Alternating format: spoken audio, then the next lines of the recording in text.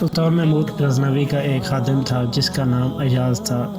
سلطان اسے بہت عزیز رکھتا تھا۔ اس کے دل میں ایاز کی قدر اپنے سب امیر و وزیروں سے زیادہ تھی۔ سلطان کے امیر وزیر اور دوسرے درباری اس بات سے بہت جلتے تھے کہ سلطان ان سب کے مقابلے میں ایک معمولی غلام کو زیادہ عزت دیتا ہے، مگر سلطان کے ڈر سے کچھ نہیں کہہ سکتے تھے۔ ہاں، اس بات کا موقع ضرور ڈھونڈتے رہتے تھے کہ کسی طرح ایاز کو سلطان کی نظروں سے گرا دے، مگر جیسے جیسے امیر و وزیروں کا اثر بڑھتا گیا ویسے ویسے سلطان کے دل میں ایاز کی قدر بڑھتی جاتی تھی۔ ایک روز سلطان محمود غزنوی دربار میں بیٹھا تھا۔ اس کے تخت کے پیچھے اس کا خادم ایاز کھڑا تھا۔ دربار میں سب امیر اپنے اپنے مرتبے اور عہدے کے لحاظ سے اپنی اپنی کرسیوں پر بیٹھے تھے۔ اس وقت سلطان محمود غزنوی کی ہتھیلی پر ایک ہیرا رکھا ہوا تھا اور وہ غور سے اسے دیکھ رہا تھا۔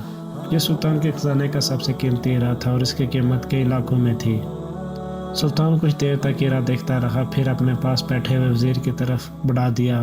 وزیر نے ادب سے ہیرا لے کر اسے دیکھا اور پھر اس کی تعریف کرتے ہوئے کہنے لگا، یہ سب حضور کے اقبال کی برکت ہے کہ شاہی خزانے میں ایسا قیمتی ہیرا ہے۔ مجھے یقین ہے کہ ایسا ہیرا اور کسی بادشاہ کے خزانے میں نہ ہوگا۔ سلطان نے وزیر کی تعریف سن کر کہا، اس ہیرے کو توڑ ڈالو۔ وزیر کانوں کو ہاتھ لگاتے ہوئے کہنے لگا، توبہ توبہ حضور، میں ایسے قیمتی ہیروں کو توڑنے کی گستاخی نہیں کر سکتا۔ سلطان نے ہیرا وزیر کے ہاتھ سے لے کر ایک اور وزیر کو دیا اور اس نے بھی ہیرے کی تعریف کی۔ سلطان نے اسے بھی ہیرا توڑنے کو حکم دیا اور اس نے بھی جواب دیا کہ وہ پہلے وزیر نے دیا تھا۔ سلطان نے اس طرح وہ ہیرا اپنے تمام درباریوں میں گھمایا اور سب امیر وزیروں نے اس کی تعریف کی اور اسے توڑنے سے انکار کر دیا۔ تمام درباریوں میں گھومنے کے بعد سلطان نے وہ ہیرا ایاز کو دکھایا اور دوسرے درباریوں کی طرح اس نے بھی ہیرے کی تعریف کی اور اس کے بعد سلطان نے اسے وہی حکم دیا، ایاز، اس ہیرے کو توڑ ڈالو۔ ایاز نے اسی وقت ہیرا فرش پر رکھا اور ایک پتھر اس پر دے مارا۔ ہیرا ٹکڑے ٹکڑے ہو گیا اور اس کے ریزے فرش پر بکھر گئے۔